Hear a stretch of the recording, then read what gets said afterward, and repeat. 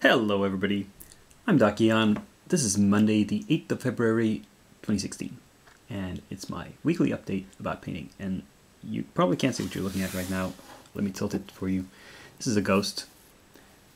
I'm not showing it against a white background because it is so white itself. It's probably picking up yellow tints from the wood and the lighting.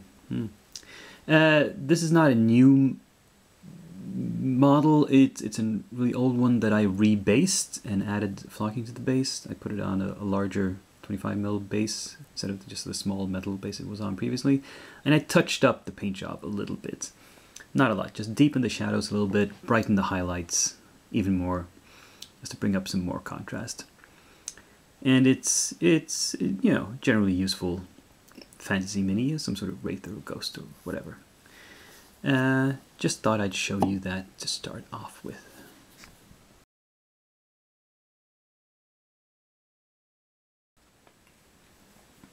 And here we have the knights ready to charge, or, well, evil knights, chaotic knights.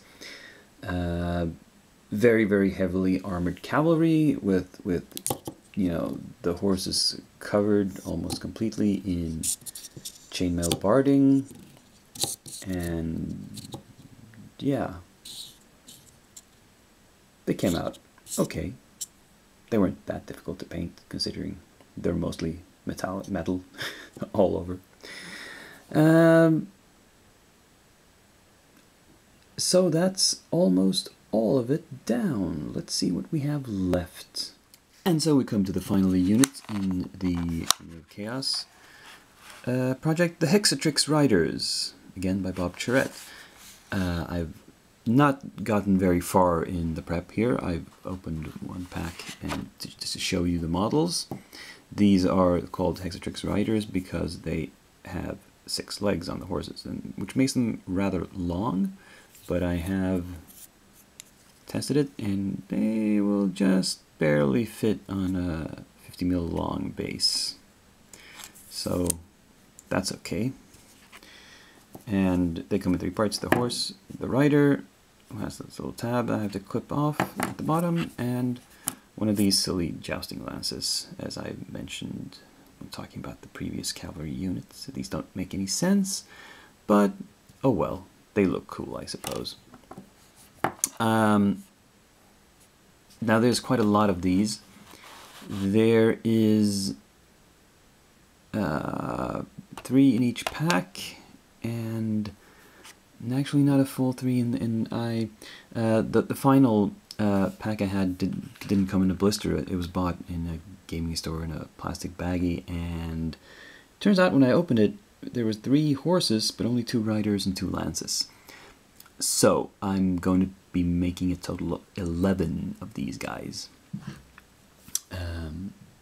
I can get an extra rider and lance from Iron Wind, as I've mentioned previously, if I really want to, but I don't really need to, because the right unit size for Kings of War would be 10 anyway, so whatever. Yeah, by next week I hope to at least prep all of these, you know, clean them up, assemble them, gotten them ready for priming. It's a big project because there's so many of them, but we will forge ahead.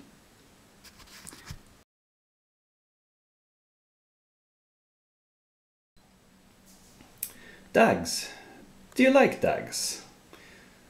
I wonder how many people are going to get that reference. Oh well, as these are some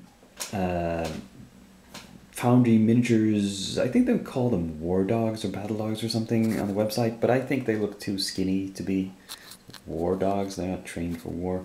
These are, I'm going to use these as wild dogs, I'm going to call them. Why do the names matter? Well, I'm thinking Frostgrave here, of course. And yeah, these have been prepped up to the stage where, well, the next thing to do is to prime them. I actually have even more dogs. Like I said, these were from Foundry, but I also have this pack North Star miniatures, which are sort of the semi-official Frostgrave miniatures. I'd forgotten that I had these before I bought the ones from Foundry, but yeah, I'll probably paint these up as well. I'm still pondering what to do with the bases, but you'll see next week.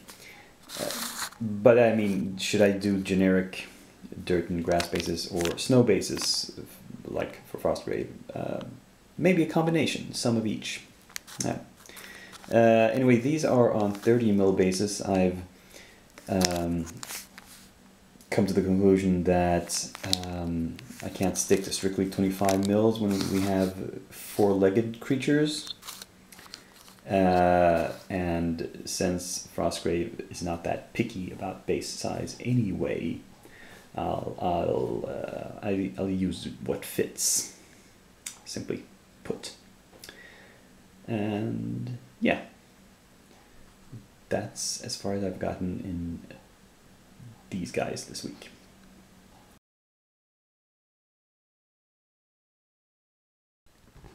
So if you recall what this ruined temple looked like last week, you will see that I've really dirtied it down a lot, added a lot of weathering, a lot of dirt and grime to it to make it, you know, look realistically as if it had been, you know, standing out somewhere in a ruined city for a long time, centuries even maybe. And yeah, I'm pretty happy with how that one turned out. Let's see if we can get the whole thing in picture. There we go. Now you can see the whole thing in all its glory. Now some of the edges of these top pieces look, they don't, I could have worked at them a bit more to make them look more like realistically ruined stuff instead of just planed off. But I don't think people are going to inspect the scenery on the table that closely. Ta-da! This is the big surprise of the week, I think. I actually managed to get this tower all the way done since last week. And yeah, it's a pretty hefty piece. The big worry I had was these seam lines on the side, and I mean, you can tell they're there if you're looking for them. I mean, there's no way. I mean, they're not even. It's not even as deep as the cracks between the rocks that are sculpted in, but it's noticeable because it's so perfectly straight. It's not irregular like the rest of the rocks, but it's sort of hidden by the fact that the thing is leaning over, and you will probably mostly be looking at it from the side or above. And yeah, I think it's okay. I think you can tell that I've gone for trying to do some different colors of rocks, not just gray, but add in some touches of, well, every color under the sun actually. It means some are more noticeable than others, but yeah. And then I did a lot of verdigris on the bronze fittings for the doors and such like. And yeah, it's one of the bigger, well, the biggest scenery piece I've done so far actually, and it turned out okay. I think, well, slightly better than okay. I'm pretty happy with it. So, a relatively productive week after all.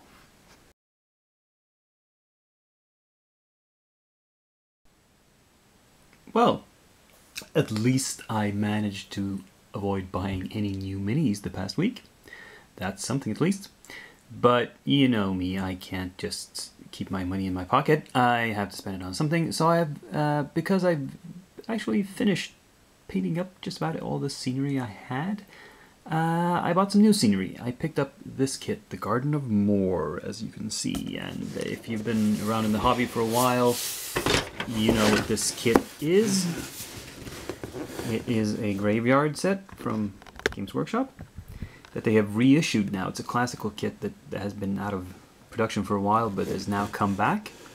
And it's come back at what for GW was an extremely reasonable price. It's only 360 kroner from their website. I think it's only sold through their website though. But yeah, and this is a very useful kit for many different genres. It's of course can be used for fantasy, historical, well, pseudo-historical. I don't think real graveyards had that many skulls on them. But you know, Victorian, steampunk, modern day, even sci-fi probably, if you expect an old Gothic style graveyard to survive into the future, sure, why not?